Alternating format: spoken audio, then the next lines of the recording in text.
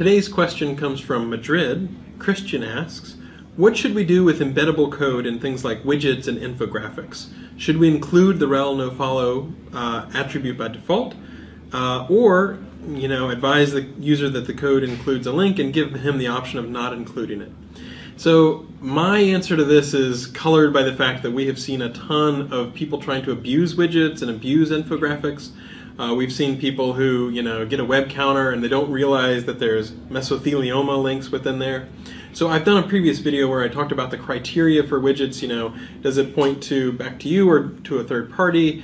Is the keyword text sort of keyword rich and something where the anchor text is really rich, or is it just the name of your site? All that sort of stuff.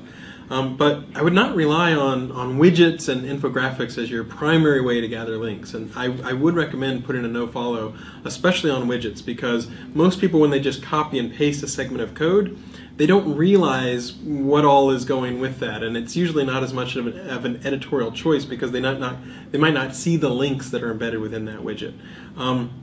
Depending on the scale of the stuff that you're doing with infographics, you might consider putting a rel nofollow on infographic links as well. The value of those things might be branding, they might be to drive traffic, they might be to sort of let people know that your site or your service exists.